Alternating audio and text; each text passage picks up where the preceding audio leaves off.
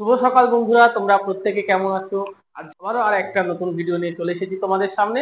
আজকে আমি দশম শ্রেণীর যে প্রথম গল্প রয়েছে জ্ঞানচক্ষু, আজকে আমি সে বিষয়ে একটা ডেমো ক্লাস দিতে চলেছি। যারা জ্ঞানচক্ষু ডেমো ক্লাস করবেন মনে করছেন, তারা অবশ্যই এই ভিডিওটা প্রথম থেকে শেষ পর্যন্ত দেখবেন। যদি ভিডিওটা ভালো লাগে তাহলে অবশ্যই একটা লাইক, কমেন্ট ও বন্ধুদের মধ্যে শেয়ার করে দিবে। তো চলো আমরা দেরি না করে সরাসরি আমাদের আলোচ্য ডেমোটা শুরু করি।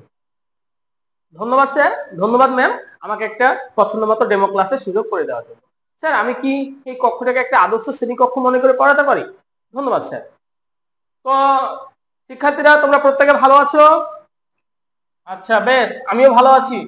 আচ্ছা শুভ, তুমি বলো তো আজকে তারিখ কত? কত? হ্যাঁ, একদম 16/10/2025। আমি এখন কোন শ্রেণীতে দাঁড়িয়ে আছি বলো? একদম দশম। কি ব্যাপার, আজকে বেশ কয়েকজনকে আমি অনুপস্থিত দেখছি, কারণটা কি? আচ্ছা, আসেনি, কারণ কি ঘুরতে গেছে? ও আচ্ছা আচ্ছা, ঠিক আছে। তো যারা এসছো তাদেরকে এই আজকের পাঠ শুরু করার আগে আমি একটা ছোট্ট করে একটা আমার অভিজ্ঞতার গল্প শেয়ার করব। যখন আমি ছোট ছিলাম, ঠিক আছে, তখন আমি চায়ের দোকানে যেতাম। চায়ের দোকানে লম্বু পাওয়া যায়, তোমরা প্রত্যেকে খেয়েছো তো? এই শুভ, খেয়েছো? সাদিয়া, তুমি খেয়েছো? সাথী, তোমরা লম্বু খেয়েছো? লম্বু খেতে কে কে ভালোবাসো? কম বেশি সবাই ভালোবাসো। আমিও লম্বু খেতে অনেক ভালোবাসতাম। তো আমি, আমার মনের মধ্যে একটা প্রশ্ন জাগতো যে লম্বু কোথায় হয়, তাই না? তোমাদের মনের মধ্যে তো প্রশ্ন জাগছে। তো আমি ছোটবেলায় ভাবতাম লম্বু মনে হয় লম্বুর গাছে হয়। একটা লম্বুর গাছ আছে, নাম শুনেছো? প্রত্যেকে নাম শুনেছে আশা করি। আচ্ছা বেশ, আমিও শুনেছি। তো আমি ভাবতাম লম্বু লম্বুর গাছে হয়। এই যে আমার একটা ভুল ধারণা, এটা যখন আমি বড় হলাম তখন আমি বুঝতে পারলাম যে লম্বু কোনো গাছে হয় না, কারখানাতে তৈরি হয়, বিস্কুটের কারখানা, সেখানে তৈরি হয়। এই যে আমার ধারণাটা ভুল প্রমাণিত হলো। ঠিক এইরকমই আজকে আমি তোমাদেরকে একটা গল্প শোনাবো। গল্পটা কি বলতো? দশম শ্রেণীর প্রথম গল্প, জ্ঞান চক্ষু। এই যে আমার মতোই এই বালকটাও সেই একটা জিনিস জানতো, সেটা ভুল, কিন্তু পরবর্তীতে তার ধারণা সম্পূর্ণ পাল্টে গেল। তাহলে আজকের আমাদের আলোচ্য বিষয় হবে আমাদের এই জ্ঞানচক্ষু। এই যে গল্পটা, এটা লিখেছেন আশাপূর্ণা দেবী। প্রত্যেকটা গল্প শুরু করার আগে আমাদের তো একটু উৎস পরিচিতি জানতে হয় নাকি, তাই না? তো এটার উৎস হচ্ছে কুমকুম। কেউ ভুল করে কম কম করবে না, না হলে কিন্তু মাস্টার মশাই নাম্বার কম দিয়ে দিবে, বুঝলে তো? তাড়াহুড়া করবে না। এটা কি বললাম? কুমকুম। এই গল্প গ্রন্থ থেকে নেওয়া হয়েছে। আমরা এই গল্পটা প্রবেশ করার আগে একটু ছোট্ট করে যদি বিষয়টা বলি, দেখো, আমাদের গল্পের নাম কি? জ্ঞানচক্ষু, তাই না? জ্ঞানচক্ষু মানে কারো জানা আছে?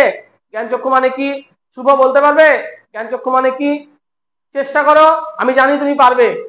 হ্যাঁ, ওই আমি যে গল্পটা শোনালাম ঠিক সেই রকমই একটা মানে আছে। জ্ঞানচক্ষু মানে কি? কোনো কিছুরই ধারণা ভুল প্রমাণিত হওয়া, অর্থাৎ কোন সত্যের প্রকৃত দ্বার খুলে যাওয়া। তোমরা কি জানো এই জ্ঞানচক্ষু এটা একটা সমাসবদ্ধ পদ? কি বললাম? এটা একটা সমাসবদ্ধ পদ। তোমরা ক্লাস 8-এ সমাস পড়েছিলে, মনে আছে প্রত্যেকের? তো বলো তো জ্ঞানচক্ষু সমাস কি হবে? কে বলতে পারবে? হ্যাঁ, সাথী তুমি বলো। একদম, জ্ঞান রূপ চক্ষু। চক্ষু, তাই না? এটা একটা ব্যাস বাক্য। এখানে এই যে রূপ আছে, তাই এটার নাম হয়ে গেল রূপক কর্মধারায়। বোঝা গেল কি বললাম? তো এই জ্ঞানচক্ষু গল্পেও একটা বালক ছিল, বাচ্চা ছেলে। এখানে আমরা একটা লেখক প্রসঙ্গ পাবো, লেখক আর একটা তপন। তার মানে আমাদের গল্পের যে বালক চরিত্র রয়েছে, প্রধান চরিত্র, তার নাম কি? তপন। এই তপনও আমার মতো ভুলভাল ভাবতো। তপন ভাবতো এই লেখকরা কোনো সাধারণ মানুষ নয়, তারা নাকি অন্য জগৎ থেকে এসেছে, অর্থাৎ ভিন গ্রহের প্রাণী। কি বললাম? ভিন গ্রহের প্রাণী। কারণ আমরা যখন ছোট ছিলাম আমাদেরও এরকম প্রশ্ন জেগেছিল, তাই না? লেখকরা মনে হয় সবার থেকে আলাদা, হয়তো তারা সাধারণ মানুষের মতো না, মনে হয়নি? কিন্তু তপনের এই ধারণা ভুল প্রমাণিত হচ্ছে, বুঝতে পারলে কখন? কারণ এই যে লেখক, এই লেখকের সঙ্গে নাকি তার মাসির বিয়ে হয়েছে, বোঝা গেল? আর এই মাসি তপনের থেকে 8 বছরের বড় ছিল। কত বললাম? শুভ বলো, কত বললাম? 8 বছর, একদম। তাহলে তপনের সঙ্গে তার মাসির একটা বন্ধুত্বের মতো সম্পর্ক ছিল, ঠিক আছে? আর এই বন্ধুর মতো যখন সম্পর্ক ছিল তখন তপন জানতে পারে সে লেখক মেসোর কথা, এবং তপনের কাছে মনে হয়েছিল সে যেন আকাশ থেকে পড়লো। তার মানে আমিও যেমন সেই লম্বুর ব্যাপারটা ভেবেছিলাম, ঠিক সেরকমই এখানে হয়েছিল। তো এই তপনকে দেখে লেখক মেসোকে, তপন লেখককে দেখে তার গল্প লেখার প্রেরণা জন্মায়। কি বললাম? গল্প লেখার প্রেরণা জন্মায়, এবং তপন সিদ্ধান্ত নেয় সেও মেসোর মতো গল্প লিখবে। তখন আমরা দেখতে পাই যে তপন 2-3টে গল্প লিখেছে, বোঝা গেল? কটা বললাম? 2-3টে। এবং এই 2-3টে গল্প যখন লেখে তখন কিন্তু তার প্রথমে তার মাসিকে দেখায়, মাসি তখন গিয়ে তার মেসো অর্থাৎ তার স্বামীকে গিয়ে দেখায়, এবং তপনের খুব প্রশংসা করে এবং বলে যে গল্পটা খুব সুন্দর হয়েছে। তিনি বললে নাকি ছাপিয়ে দিতে পারবে, কারণ এখানে একটা খুব সুন্দর একটা লাইন আছে, দুটো কোটেশন। কি বলতো? লেখার প্রকৃত মূল্য বুঝলে মেসোই বুঝবে। কি ছিল সেটা? হচ্ছে রত্নের মূল্য জহরির কাছে। কি বললাম? রত্নের মূল্য জহরির কাছে। তো এখানে বলতো রত্নটাকে, রত্ন হলো তপন। কি বললাম? রত্ন হলো তপন। আর এখানে জহরিকে, জহরি হচ্ছে মেসো। তবে এখানে একটা কথা বলি, এখানে তপন বলতে তপনের লেখা গল্প, ঠিক আছে? এই গল্পটাকে এখানে কিন্তু এক কথায় তপনের লেখা গল্পটাকে এখানে কি বলা হয়েছে?